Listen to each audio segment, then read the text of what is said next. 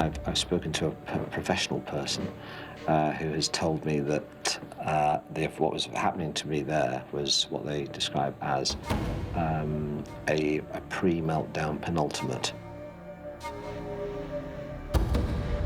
These are perhaps the last haunting words of director Damien Coburn, the director of the film Tropic Thunder. A film that, like a cinematic Titanic, was doomed to sink, taking with it its cast and crew before it had even come ashore on the shores of American cinema.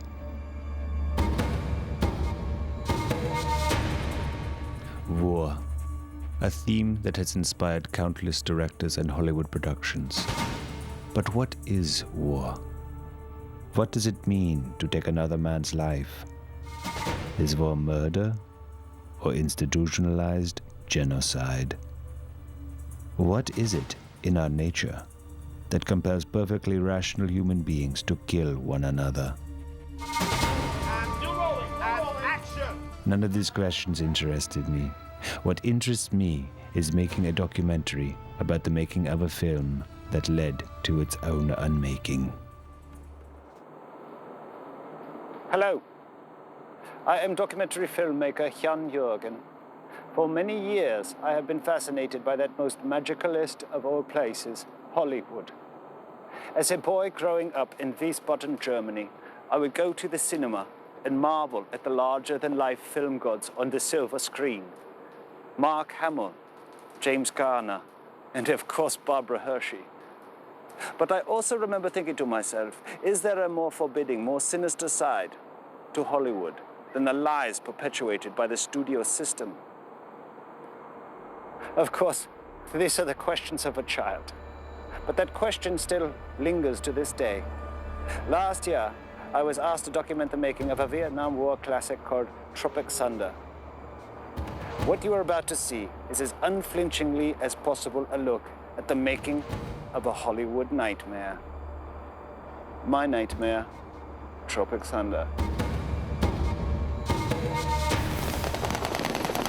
In the fall of 2007, renowned Broadway theater director Damien Coburn was shooting one of the most expensive Vietnam War movies ever made. Roll cameras, please! Costing well over $300 million and filming on location in Vietnam, Tropic Thunder boasted one of the most unlikely casts of all time.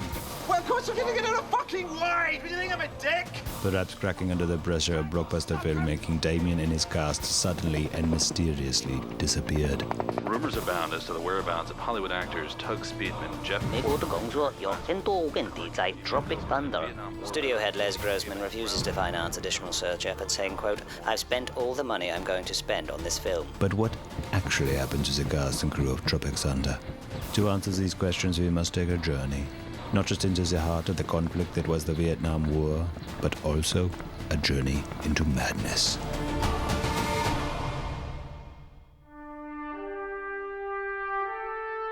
In 2005, Damien purchased the rights to an obscure memoir called Tropic Thunder, written by retired Army Sergeant and Vietnam veteran John Four Leaf Tayback.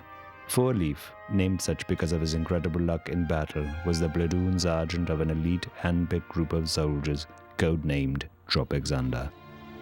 Sent on a suicide mission behind enemy lines, the men of Tropic Thunder never returned. However, Four Leaf miraculously survived and single-handedly completed the mission. But in the process, he lost every single hand. Viet studio head Les Grossman, chairman and CEO of Imagicorp, sensing a commercial success, snapped up the option on the script. He wanted to go into production immediately. Virtually overnight, Grossman lavished over $140 million American dollars on the film.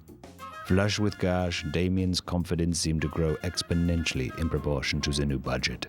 How would you describe yourself directorially?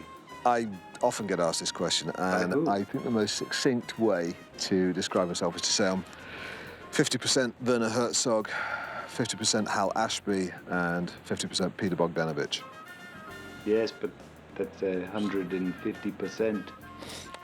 Yeah, I guess it is. With sets built and a crew in place, Damien began casting the film. The first actor to be cast was the reclusive Australian method actor and notorious bad boy from Down Under, Kirk Lazarus. No doubt because of his award cachet, Grossman offered him the lead. Every day that I wake up, I thank my father for being an abusive alcoholic, because it was that exact kind of environment that I find makes great talent. Lazarus's total commitment to past roles had been borderline unnerving. While in Ireland preparing to play the gay priest in Satan's Alley, he was once found circumcising an adult male behind a pub in Belfast. However, Lazarus, who had claimed there were no acting challenges left for him, shunned the part of Four Leaf, insisting instead to play the Black Sergeant, Lincoln Osiris. In preparation, Lazarus went to extraordinary and controversial lengths when he had his skin surgically altered in a Singapore clinic. The result, however, was simply astonishing. He was a virtual carbon copy of the original man. During pre-production, we visited him on several occasions. Never once did he drop character. But you gotta walk a mile in a man's shoes. That's what I did. I walked a mile in these shoes right here. You know, these old 1970-some espadrilles, that's what you gotta do. There's a myriad of black actors we could have cast, but that's what people do. Who are the actors you were thinking of? The list is endless. Denzel Washington, Sidney Poitier. I could go on. Damien seemed blind to the pitfalls of casting a white actor to play the part of an African American. We talked about whether it was racist or not, and we came to the conclusion that it definitely isn't racist, so that was reassuring. Yeah. With race no longer an issue, Lazarus demanded to have the actual family of the real Sergeant Osiris flown from Galveston, Texas, all the way to Vietnam. His commitment to the role was breathtaking. It's working. It's working. Back in LA, Les Grossman and his producer Rob Slalom continued their search for the role of Four Leaf. Smelling a bargain, their top choice was action colossus Tugg Speedman. Speedman's Scorcher franchise had grossed over $3.4 billion worldwide. However, Speedman's fee, which used to be $25 million a picture, had fallen sharply to just under $5 million. Here we go again. Again. The reason? Several failed attempts to expand his appeal to audiences. Simple Jack, the story of an intellectually challenged horse whisperer, was a nauseating and cloying attempt not just to win awards, but also respect in Hollywood. I like when we touch heads. He desperately needed to revive his anemic career. Wake up, hop, hop! Many people questioned whether Speedman had the intelligence to tackle the complexity of such a role. You've been cast as the role of Four Leaf. What is it about this American hero that made you so desperate to play his part? It's an interesting exploration of the American thing. One more question, please. Thank you. Will you be growing your hair out for the role? Speedman got the part. The next role to be cast was the part of Fats. Again, Grossman inserted himself into the process by inexplicably casting celebrity train wreck and known drug addict Jeff Portnoy, a man-child who had made millions on his ability to make himself fart on command. Portnoy first became known to American audiences in his hit television series Heat Vision and Jack, where he played a maverick genius astronaut whose best friend was a talking motorcycle. Knowledge is power, for reals. His fame went global when he began starring in a string of prepubescent teenage fart comedies such as Fart Club and his flagship franchise, The Fatties. Portnoy's frequent and dazzling public meltdowns didn't seem to matter one bit. Fix it! His run-ins with the law, drunk driving convictions, and his continued intravenous drug problems made him a risk. He was virtually uninsurable. Damien, obviously devastated by Grossman's hideous casting choices, seemed determined to remain optimistic. But we got a lot of them. We got Little Bo Peep. Oh. We got Commando.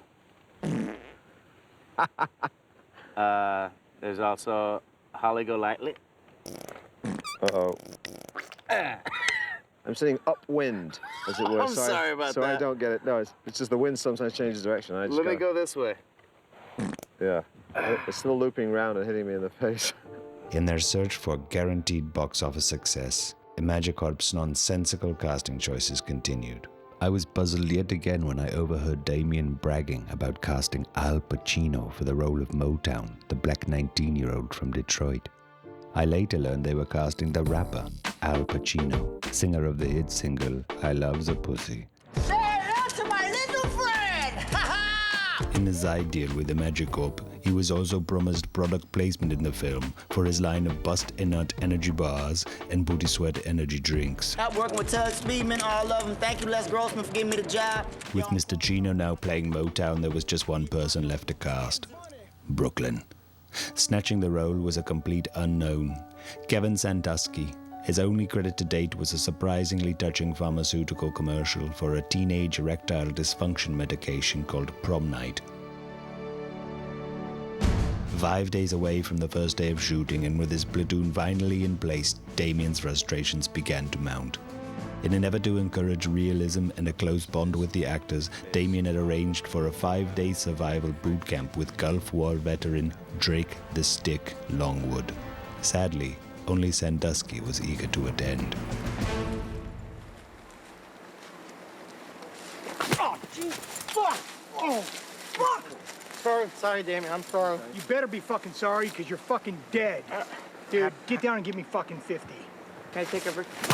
Get down, motherfucker, and do them. Do what he says. Okay. Dude, who the fuck are you? Oh! I'm the director! God damn it. No. Oh, God! The boot camp experience itself seemed to be an omen of things to come. Finally, the first day of filming had arrived. Damien spent the whole night prior putting the finishing touches on the script. He arrived on set in fantastic spirits. The choppers had landed, the effects team was in place, the camera was ready. Everything was going swimmingly. Everything except for the actors. Lazarus refused to even acknowledge Damien's presence unless he was wearing fatigues. Sandusky, perhaps traumatized by the boot camp, was acting erratic. Al Pacino refused to leave us alone, believing we were a crew from MTV. Is that MTV? No. That's MTV? Hell yeah. Hey, yo, let's do a big shout out, man. Check this out, man. Yo, it's your boy Al Pacino doing it real big. You know how we do it. The same deal every day on my new movie, Tropic Thunder. You know how we do it, baby. He continually hectored us, looking for free publicity. Bam! Booty Sweat. Al Pacino's Booty Sweat is coming at you, yo. And Portnoy, sadly, was clearly and actively still abusing narcotics. You go get him! Worst of all, Speedman had yet to even step foot outside his trailer. Work came to a virtual standstill. Finally, Damien was pressed to do something about it. He's a cunt. It's fucking $200,000 fucking breakfast. This is, ain't gonna be pretty. Ain't gonna be pretty. Hey! What's going on? No, just dropping by. Make sure the captain's ship shape. And what is that? Desperate Housewives. All right. Have you ever seen this show? No, I heard about it. It's the fucking awesome. Yeah? Yeah, my girlfriend got me hooked. Are you ready? You were kind of. Yeah, I'll be right out. Okay. I'll be right out. Good. Right. And hey, get me that Desperate Housewives because I'm sure you want it? I'm hooked now. Seriously, yeah. Yeah, I'm only watching it 2 minutes and I'm freaking hooked. You're gonna hate me. I'll hate you if you don't turn up at the start. Yeah. Back. Yeah, it's just no, I think as David said to Goliath, I think we understand each other. What are you guys doing? They're doing Survivor here? Something? No. Season 1? No. Call me right. Jonesing for 2. Okay. Don't hate me. I don't. Nah, get over it. It's like Big Brother or something. After several more hours of waiting, Speedman finally emerged to commence work. Keep rolling and go! However, when cameras rolled, it became apparent that he had yet to learn any of his lines. To all present, it was clear that to press on would be madness. Lazarus seemed to be at breaking point. Man, this is crazy. Gonna be all day. Oh, look at you, fucked up again. All right, hotshot. By 4 o'clock, Speedman had cost production close to $1.6 million. Also, Behind the scenes, the cultural differences between the Vietnamese and the American crew were beginning to bubble over. Nowhere was this cultural divide more clearly illustrated than in the mind of the film's special effects and stunt coordinator, Cody Keith Underwood. Well, what was this place like before you came here? Was it? Oh, this place was incredible. I mean, this is an animal sanctuary here, first off, and I believe it's sacred land. The brush was thick and the wildlife was thick, so it took us maybe, I don't know, 6-7 days basically to just get that shit out of here and just get it ready for what we're doing. You know, something like that right there. I'm not trying to be dirty, but that kind of stuff, honestly, gives me almost of a boner, because it's just like, there's Mother Nature, who's obviously way bigger than we are, but here's how we take a little piss on Mother Nature's face right here. And it's just this. I mean, this is how we show that we're human, you know? I mean, it's our instinct to just fucking crack at it, just to beat her in her little mouth. You know, look at that. That's beautiful, you know? I don't know how long those trees have been growing for, but look what I'm fucking doing to them. You know, I win. I just beat nature today. What had happened to the themes of courage, heroism, and the arrogance of America's foreign policy? In fact, almost uniformly, people seemed indifferent to the subject matter altogether, making idiotic statements that from a PR perspective would most certainly do more harm than good. The only difference between this film and Vietnam is that with this film, we're gonna win.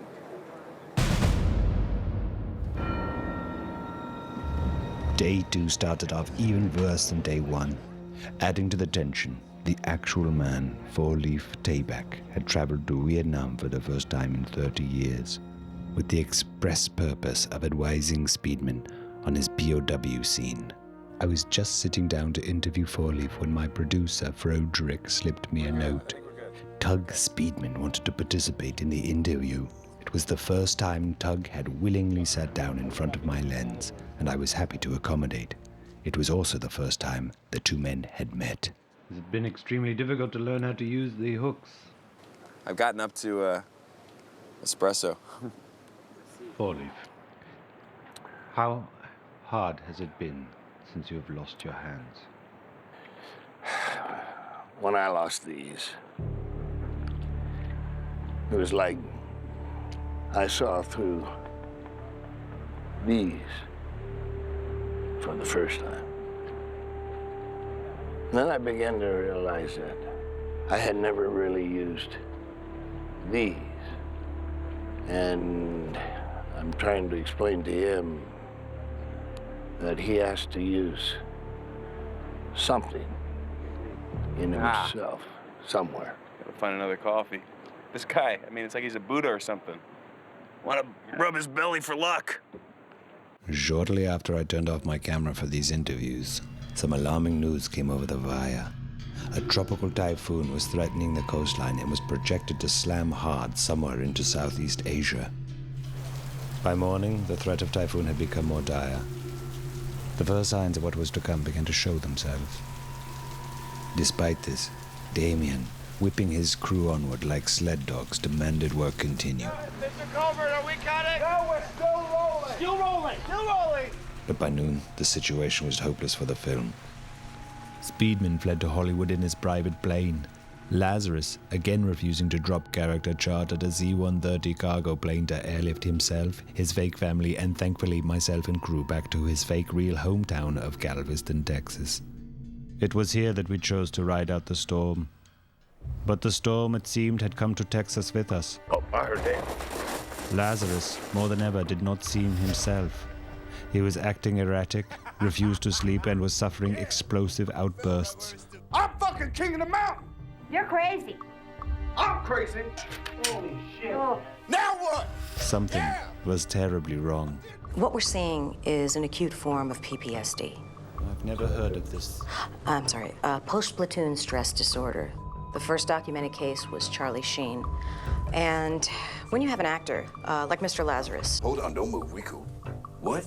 It would be unusual if he didn't suffer from this disorder. I'll give you life. I'll give you them clothes. Them fucking chips. That's on me too, baby. It's all my shit. I'm running shit. The same diagnosis had been given out to Colin Farrell after Tigerland, Jim Caviezel after Thin Red Line, and incredibly even Robin Williams after shooting Good Morning Vietnam. So I feel like I was grateful at the end of it when we were able to return to the madness of Vietnam. Upon our return to Southeast Asia, I was stunned. Total devastation. All the sets had been smashed like children's toothpicks, and an entire battlefield was washed down the Mekong River. In just under 2 weeks and 5 days of shooting, the production had lost almost $240 million. All they had to show for it was several discombobulated scenes and a script that was in tatters. Les Grossman, in a rage, called the accountant to say he was pulling the plug the following morning. With such an impossible deadline, there was little hope in reviving the film. Later that night, however, in a brilliant move, Damien did something that was both politically savvy and economically feasible. He courageously chose to shoot the most heartbreaking and moving scene in the script. It was Speedman's monologue. Set at night and in a trench, Four Leaf, knowing his men are being led to the slaughter, is faced with the task of urging his men not just to fight, but to fight bravely and to the death. If Damien could pull it off, Les Grossman would certainly see the film's Oscar potential and loosen the purse strings yet again. Damien seemed calm. The mood, by contrast, was thick with anticipation. Four Leaf comes in and talks to them, almost like a Christ-like figure, if I could say that. Yes, you can. Well, he's almost like a Christ-like figure then. I said it. There's a wonderful speech where he says, "Death is but a moment. Cowardice is a lifetime of affliction." And the idea of death being a moment is just both terrifying and yet strangely comforting. Just be discreet. He knows that you may be coming. So, come on now. Okay, you don't mind the guys that are just covering this whole thing, so... Wow. Reality show. Reality show. I wanted to talk to you okay. about the speech. Okay, shoot, Daddy. I just was wondering if maybe you could give some of the lines I got to some of the other guys. Because it feels a little bit like, I don't know, it's a little bit talky, you know? You know what I mean? So, yeah, there's a lot of words there, but I'd like you to say, "Death springs not from darkness. Yet be not afraid, gentlemen, for hope is its handmaiden. Do not fear death, for death is only a moment. Cowardice is a lifetime of affliction." That's what I'm saying. For me, I know what my audience understands, okay? They don't understand words like affliction and cowardice. Cowardice. What does that mean? Cowardice. What do you mean? Is that like a female coward or something? Cowardice. It's cowardice. Cowardice. It's ice. Okay, but do you understand the fact that we're even having this conversation? I already went to get popcorn and take a piss. Boy. You know, I think it should be just like, you know, look, we're going out there, right? We're gonna like kick some ass, right? So it should be like, tomorrow's gonna suck. So suck up and deal. Cock the gun. Don't say it, do it. Maggots. Over and out. High five. Don't say it, do it. Over and out. I don't know what that means. I don't know what that means. Over and out?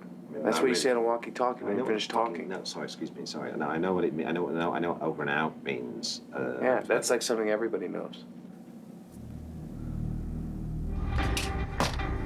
Can't. The following morning, after a fruitless night of shooting, Damien had become uncooperative. I don't care no more. You're part of the machine. You think you're outside the machine, you're part of the machine. You're part of the machine. You think you're outside it, but you're part of the machine. You're part of the machine. You think you're outside it, but you're not. You're part of the machine. Deal with it, dude.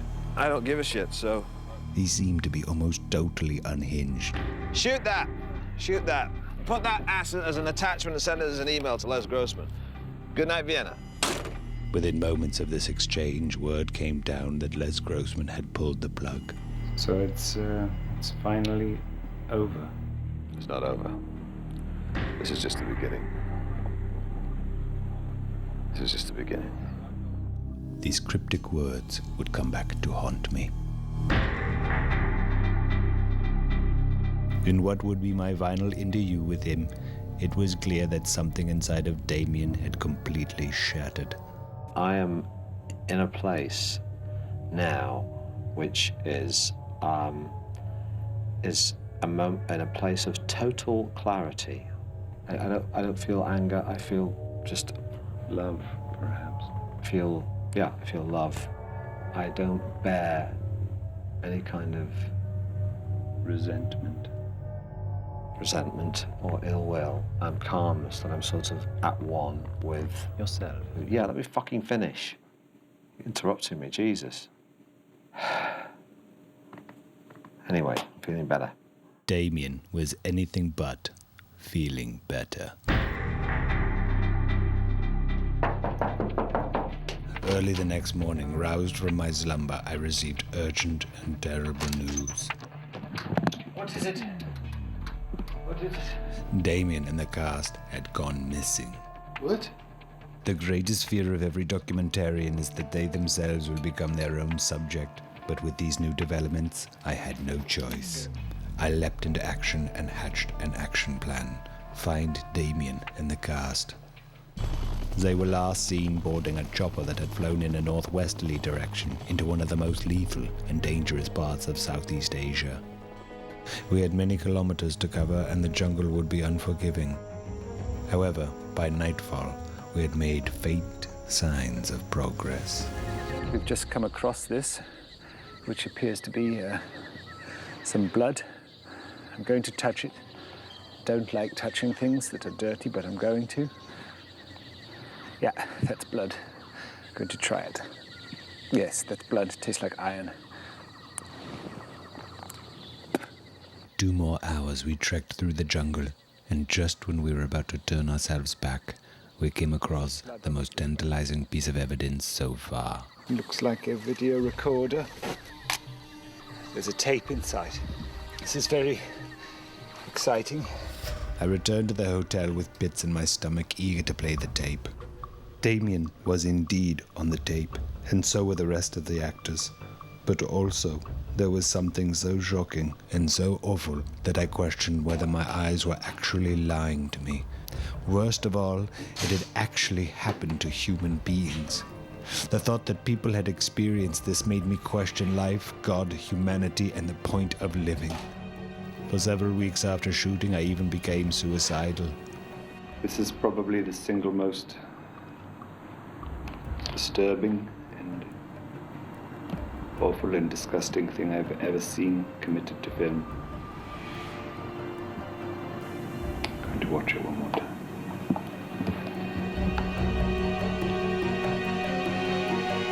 Let's go and make the greatest war movie ever! Yeah! Yeah! Yeah! And watched it again, I did. But what is important is not the amazing footage which you will never see, but instead the lives of the actors who tried to make Tropic Thunder. I will remember them as the human beings they were, not the grotesque pieces of human remains they became. What is it that drove Damien to the edge of lunacy? Why did the cast sabotage itself? And finally, what about Hollywood, the land of false promises? What is the answer to all these questions? I will never tell you. What I have shown you is, in the end, the truth. Not this spoon-fed Hollywood version of it. This time, unlike Hollywood, you must decide for yourselves what is real and what is illusion. But be warned, you may find yourself a prisoner to Hollywood and its torrential reign of madness.